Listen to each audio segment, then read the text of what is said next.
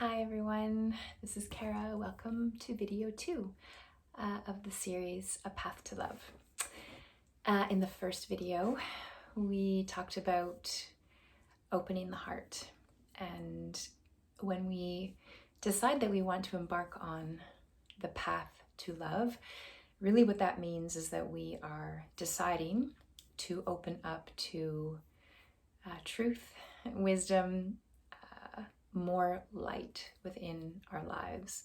And when we decide to fully open the heart, it's like the heart is this gateway or portal into the real journey to self. And when we say yes to this journey, we're really saying yes to getting to know all aspects of who we are. And some of those aspects are parts of ourselves that we might have a hard time accepting or that we might have a hard time looking at. And it's not uncommon. In fact, it's actually very common to experience what some people refer to as the dark night of the soul, which is when we open up to more light, and as light comes in, what light does is shines on all the dark bits and all the places, or what we might call our shadows within us, which really our shadows are our belief systems, our conditioning, our thoughts, our personality matrix. It's all of these aspects of ourselves that are linked to our ego. And so when we enter into this dark night of the soul, it can be very uncomfortable, it can be challenging. If you're really willing to look at the bits, then you will find parts of yourself that feel unlovable, feel a bit sticky, like you hope nobody else sees them, or you hope that nobody else finds out about them.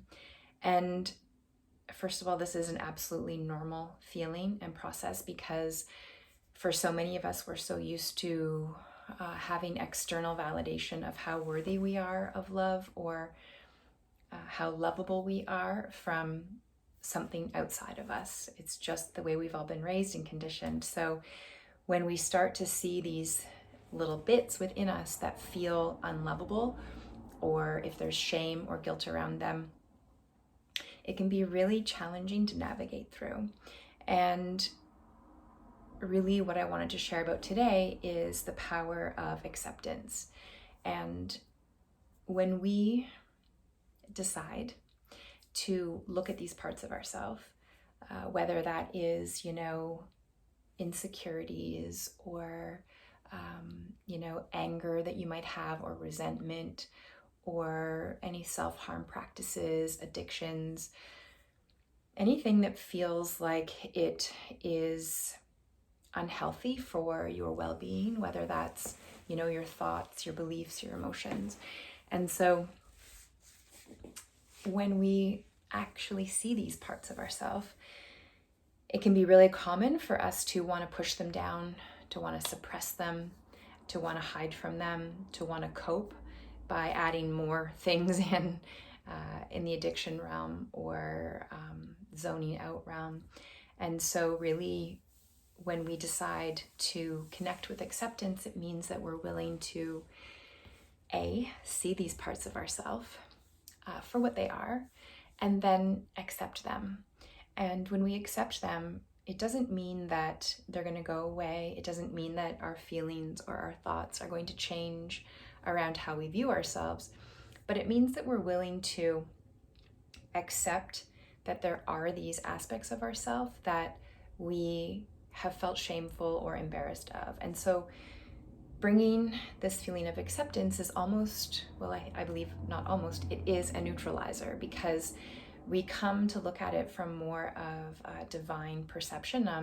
It's like that stepping back and looking at it from an observer point of view, and seeing, okay, well, that makes sense that I have these insecurities or jealousy that come up because of XYZ, whatever your story is, whatever story you've identified with, whether that's from past relationships, whether that's from your parents or upbringing, or your siblings or your friends, or any, external reason why you've felt that it was necessary to develop these aspects of yourself, which are always about protection and always about trying to keep ourselves safe.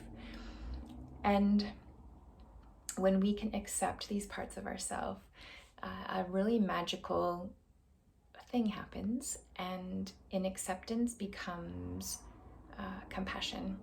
And when we accept an element of ourselves and then can hold compassion, it's almost like all this tension that has been built up around this thing, whatever this thing is, begins to unravel and soften and release. And the tension in the body that has maybe kept energy, from flowing freely begins to open up to let things flow through. So we see the things, we're able to admit the things, and then we're able to, bring this beautiful acceptance to these parts of ourselves. And really what that is really connecting to self-love. And it's really, even bringing in mantras or really beautiful ways to speak to yourself, like, it's okay, I see you in your innocence. I see that you've created these walls in order to keep you safe.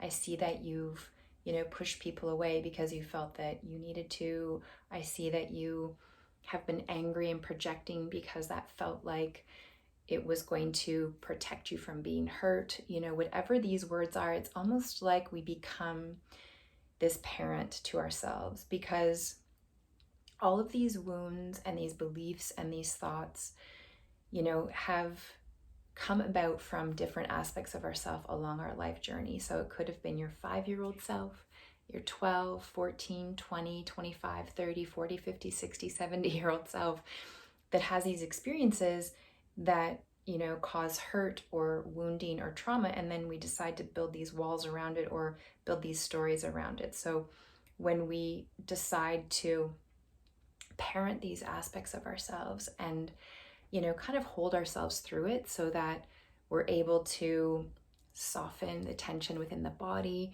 we're able to soften the mind, we're able to embrace these versions of ourselves and, bring them back into the light, bring them back into the heart, into love, into that embrace. And acceptance is really such a beautiful tool, and it really doesn't take much. It really, again, it just takes the willingness. It takes the willingness to look at the parts that we don't really want to look at, but know that it's safe for you to do that, that all of these parts exist within you and they're just there, and they might be rising to the surface, for you just to be able to see them and honor them and say the things to that aspect of yourself that you always wanted someone else to say to you, whether or not that could be, I love you no matter what. I'm here for you no matter what. I support you no matter what. I forgive you no matter what, really bringing that beautiful embrace into ourselves so that we can learn to accept and let go of these aspects that have, kept us in a loop of suffering or pain or lack or scarcity. So that's really it for part 2 of A Path to Love, is inviting acceptance into your life and inviting the willingness to see all parts of yourself, the good, the bad, and the ugly, and being willing to honor each aspect of who you are, no matter what you might be afraid of if somebody were to see that. Nobody else has to see it right now. All that matters is that you're seeing it and you're there for yourself. It doesn't have to be a shared experience. This can be something that's very intimate between you and you.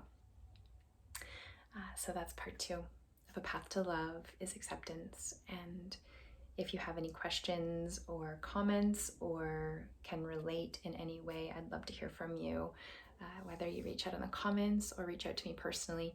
I'm pretty committed to this path to love, so I'm here for you, and I hope that you have a beautiful day. Thank you.